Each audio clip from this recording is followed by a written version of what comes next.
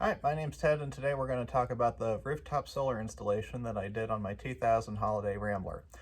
I'm coming to you from the top of the bus. After the installation is completed, I actually did this about, probably 5 months ago is when I finished it up. And we've done several RV trips since, so I can tell you a little bit about how it's worked and what I think about it. The spoiler I'll say is I'm really happy with how it all works and what I did. So I'll give you a little bit of a background of how I decided to do what I was going to do, because it's a bit different from what most people do when they try to spec a solar setup for the rooftop. Then I've got some videos that show the install that I did, and then I'll have a few conclusions on it. So I have 1200 watts of rooftop solar that I put onto the RV. These are all 100 watt Renogy panels. You can do your research, decide what you think is the best. I'm not sure if I necessarily think Renogy is the best, but it seemed like the product was overall pretty decent, had good support, was going to be easy to install, and the pricing was simple. I actually bought all of these off of Amazon. They were about $100 a piece. You can buy cheaper, especially if you decide to go used. I definitely did not want to go used. I wanted to buy something that was new and hopefully never touch this again, because my goal is to never touch this again. And so that goal kind of goes into why I decided to go with 1200 watts. There's a lot of different formulas out there. You can calculate how much electricity you use in your RV to figure out what you actually need as far as solar generation, battery capacity, things like that. I pretty much decided to just say if I was going to do this, I wanted to put on as much solar as I could fit without negatively impacting what I'm doing or my ability to maintain the RV. So if you take a look, you can see, like, up here towards the front, it's pretty packed, but I can still walk around. I can still get to the rooftop air conditioner. I can still get to the vent fans. And that was really kind of the whole point, is that I didn't want to get to a situation where I couldn't maintain the RV. And then if you look towards the back, you can see I've got a clear path going all the way over to the ladder. So it's easy for me to get up here. It's easy for me to work around and work on things without having to worry about stepping on a solar panel and damaging. You see a lot of people, especially in like the schooly realm, who will go all out. They'll have the entire roof very, very nicely laid out, even going to the extent of welding together frames that the solar panels can sit on. And if you're doing a full-time setup, you're trying to never have to use a generator, things like that, great. For me, it was more important to do something that was going to reduce the use of the generator significantly, while also keeping the RV easily maintainable. And so far, this has worked really well. The peak that I've seen so far is it's rated for 1200 watts. I've seen a peak of about 1400. And that's obviously on a very bright sunny day with direct sunlight right over the panels. Anytime you get clouds, if the sun's at an angle, anything like that, your power will drop off very significantly. And that was the other reason why I decided I just wanted to go with the max that I could feel comfortable fitting onto the roof while maintaining the ability to get up here and work on things. The other thing I wanted to do is that I wanted to stick within the bounds of a single charge controller. And I'll go downstairs and I'll show you what I did, where I mounted it in a minute. So I chose a 100 amp Renogy controller. I bought that off of Amazon as well. I'll put links to all of this in the description for what I used. And it really, I've been happy with it so far. You can parallel controllers. There's a lot of stuff that you can do. But for me, the balance of the single Renogy controller and mounting it ended up being a really good one, because it's a big controller. It takes up a lot of space. We use a lot of the space in our RV already. The other thing is batteries. So when you take a look at batteries, there's, lithium's the popular thing these days. A lot of people have very advanced battery setups. I have right now just 4 GC2 batteries that are flooded. I bought them when we got the RV about 2.5 years ago. I have not taken very good care of them, and they are not doing very well anymore. So what I decided I was going to do was kill them the rest of the way after getting the solar before I decided on what I was going to get and how much I was going to get.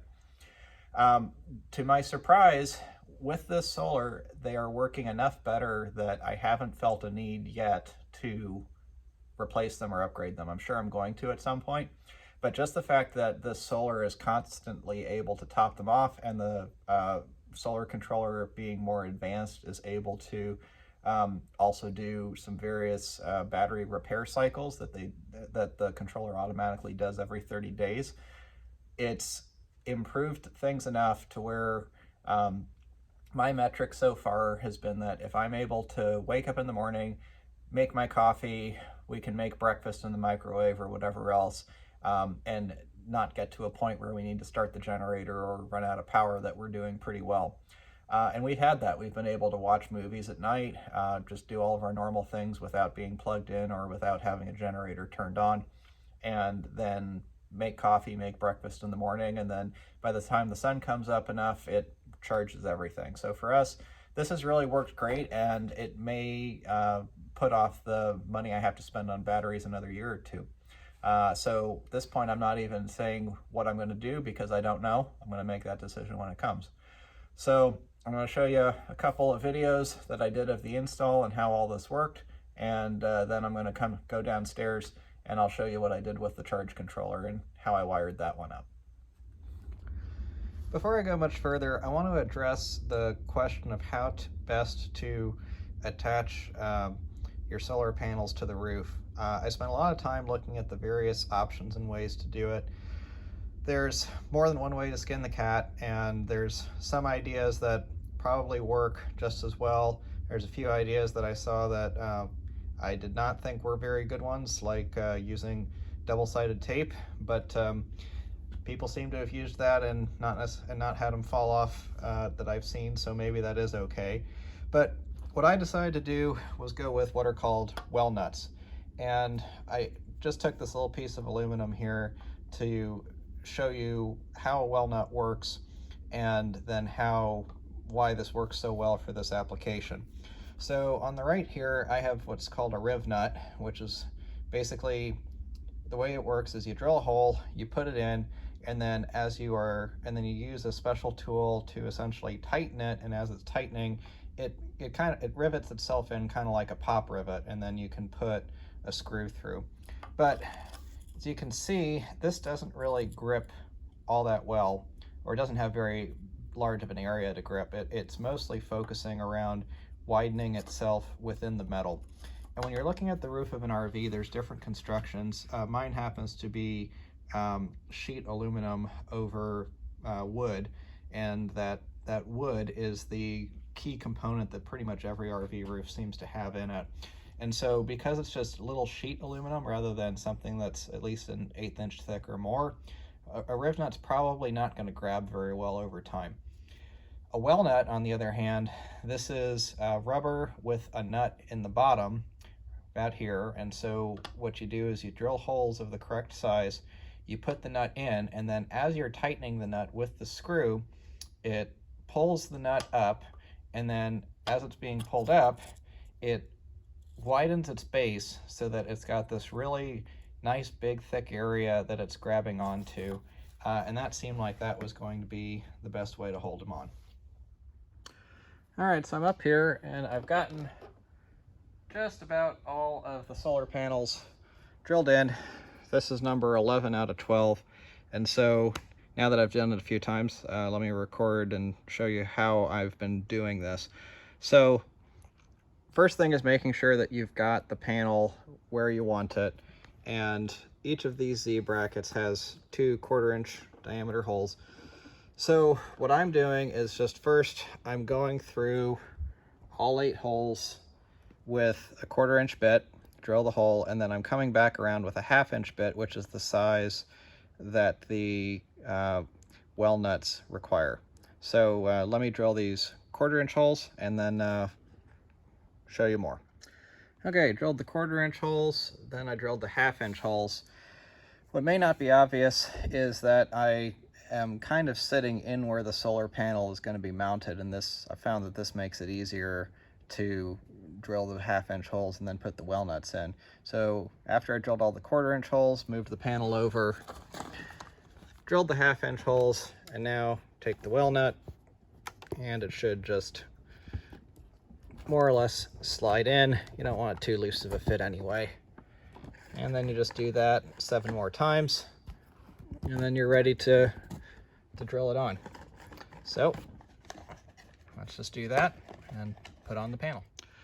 Okay, got the screws in all 8 holes. One of the things I really like about these well nuts is that there's a bit of forgiveness in them as far as getting the location exactly right. So when you drill the holes the way that I do, or that I showed you, you're probably going to have 1 or 2 that are a few millimeters off. I had that, but it's really okay if they're off a little bit. The rubber gives you some give. So one of the holes was actually a good bit off, but I haven't had to worry about any of the holes I've drilled thus far. So what I've been doing, I'll just show you on this one, I've got my DeWalt drill, which for me I have set to 11. This one goes to 11. And I did a test at the beginning when I was starting to do these to see which torque number on the drill seemed to be tightening these well nuts about right. And I really care about making sure that they're the right tightness. You don't want them over tightened, but you also definitely don't want them under tightened. So what I've been doing is I've been tightening them with this, and then I've been going through just with an Allen key afterwards by hand to check the tightness after I've gotten all 8. But just going through and tightening like that. Next one. That's about how I've been doing it.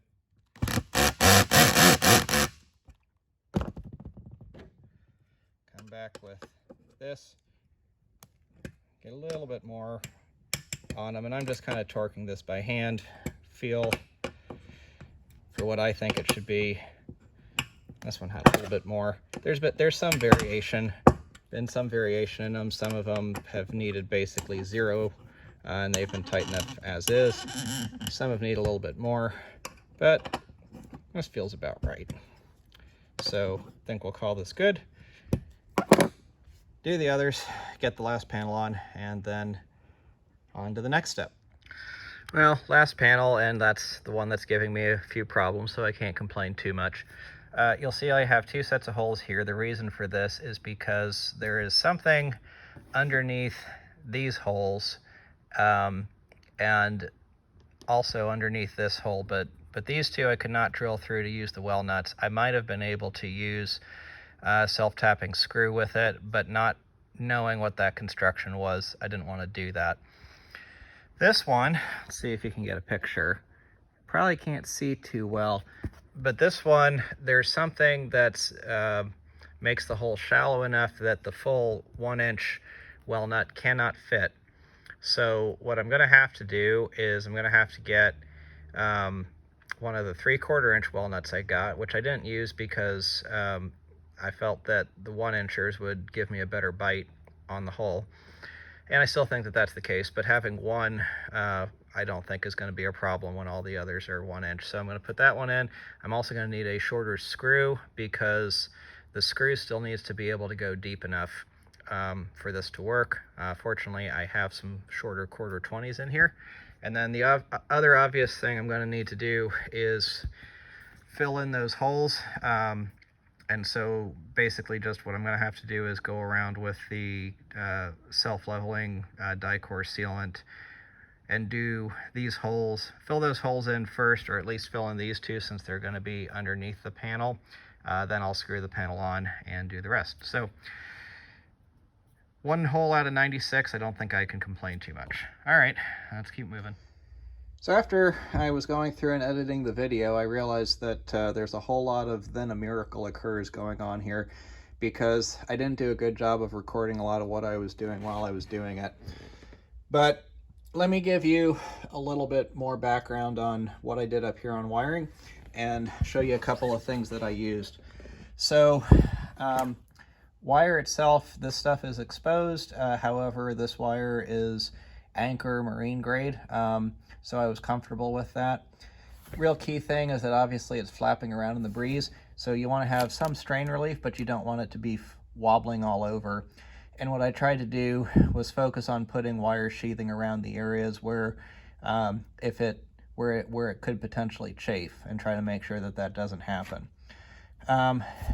These are connectors that are specifically for solar roof panels. They are weather tight and keep water out, which is an important feature. And I'm going to put links to everything that I used in the description below. Used Adele clamps to put them down, to hold these down in particular locations. These, for the most part, I just put in with self-tapping screws rather than worrying about using well nuts like I did for the panels, because the panels obviously those can have a whole lot more force with them. And then you'll notice that all of it has this white goop on it. So this is Dicor self leveling lap sealant, which if you have an RV, then it's probably something that if you don't have some of, you're going to need it at some point. It's really good stuff. Does a great job of basically filling in all the gaps to try to make sure that you don't have roof leaks, because that's the biggest concern whenever you drill a hole in the roof. Some could make the argument that with well nuts you have a seal, so you don't need to use it. That may be true. In fact, it probably is true, but I kind of figured that I would rather do a little bit of extra work, use a little bit more stuff, and make it more likely that I don't have a leak. You'll notice that I've got a bunch of wires here. What I did was I wired the panels in 3 sets of 4, and the reason I did that is the 4 panels are in series, and for the length that the wire was going to have to run, I decided that I was going to use 10 gauge wire, just to minimize the current loss and try to make sure that I wasn't going to have any issues, because you're talking about over 40 feet of wire for the panels all the way up in the front. 4 panels in series comes out to roughly 100 volts, and the maximum allowable voltage input on the controller that I bought was 150. So I could have done 6 in line and it probably would have been okay, but I figured if the panels were ever overperforming, which I have seen them do already, then the controller might end up shutting off or not being able to generate as much power as it could. So this seemed like a better plan. So just ran, by the time you get back here, I've got the 3 sets of wires. It's just the 4 panels up front, the next 4, and then the last 4. And then what I did was, and you have to figure out the best way to run this in your RV. So this area behind here, where you can see it goes from this more structural roof construction to this fiberglass. This is just probably about 3/16 inch fiberglass. It's really not very thick. This is actually an empty cavity that exists behind the closet in the master bedroom. And so what I did was I just drilled a hole in, ran all the wires through. It took some effort to try to route them all through, but it's an empty cavity clear down to the bottom. So I pulled all the wires through, and then you'll see here in a minute where they go into the bay where I decided to mount the solar panel controller. And if you're looking at, you want to figure out how all of this is going to work before you run the wires. Make sure that you know where your panels are going to be, figure out where your controller is going to be, and then just know your RV to know what the best way to route it is. And knowing that I had this cavity back here was part of the reason why I decided to put the controller where I did, because I knew this would be a good way to run the wires. Okay, so now I'm under the bus, or rather at the back of the bus, and specifically this is the rearmost under bay storage bin on the passenger side of the bus. And you can see it's a big compartment. Right now it's empty, or fairly empty rather. I will probably put in, this is probably where I may put some lithium batteries in the future, depending on what I decide to do. But let me show you a little bit about what I did. So first off, this is the Renogy Rover 100 amp MPPT controller. You really want to get an MPPT 4-battery controller these days. It's not that much more money to do, and you do get a significantly better quality of charge. However, in installing this, I really wasn't able to follow all of the manufacturer instructions to the letter. So if you look in the manual, which I keep down here because I still may need to reference it sometimes, it says that it wants 6 inches above and below the unit for airflow. And you can't see, but this back part right here is all finned aluminum. I could not find a place where I could actually do that without putting it inside, which I did not want to do more than anything because I couldn't find a good spot to put it, and that was going to complicate the running of the wires. So what I did was I put it back here, and what I did was I just took some square piece of steel and I mounted it off from the wall. And now this is plastic, and so up in here, let's see if I can get a video. So up in here, I just used some washers with the bolts to try to get a good grip on things.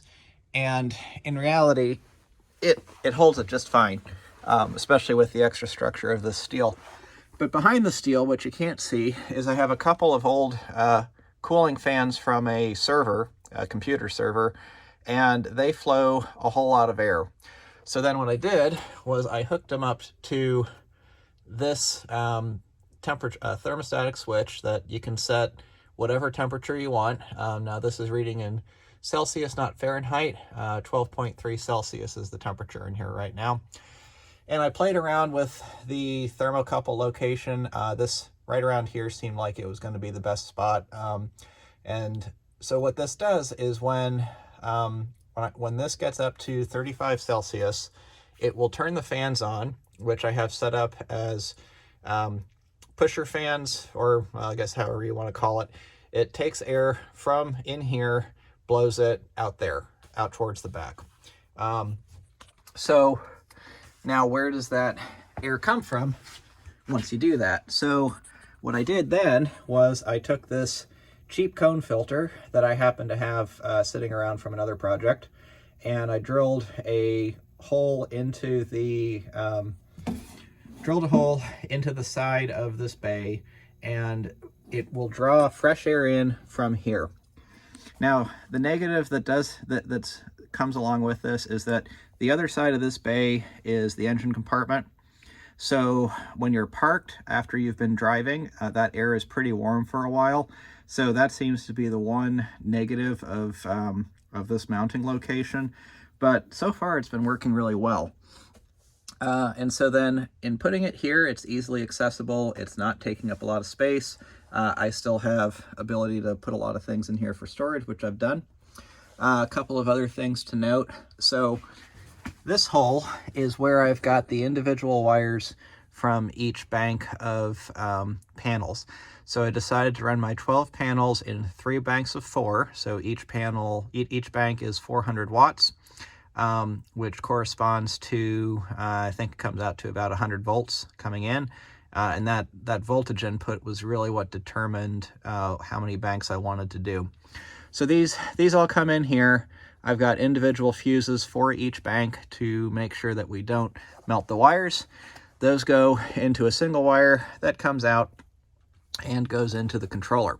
The grounds go in as well, because the way that this works is you've got the ground wires and you've got the ground wires and you've got the positive wires coming in from the panels. Then you've got the ground and the positive coming out of the controller going to the batteries. Very important to have a have a fuse or a circuit breaker, so I put in a 100 amp breaker because that is what this is supposed to max out at.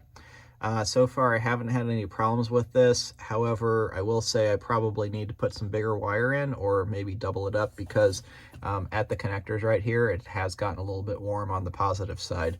Doesn't do it on the negative side, just on the positive. That then comes over here to the main battery bay, where I've got it all wired in here. So end result, I've been really happy with it so far. I'll put links in the description to all the parts that I've used as part of this. It was a pretty significant job, but it really was not difficult, and it's something I'm really glad that I did. As an added bonus, one of the things I found is that the RV itself actually stays cooler in the summer, because all of those panels on the roof end up acting as shade. So it makes the air conditioning more effective and reduces the radiant heat that you end up getting off of the roof. So definitely worth doing.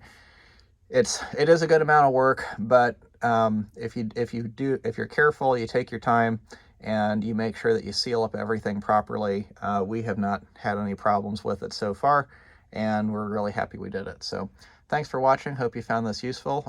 Any questions, put them in the comments.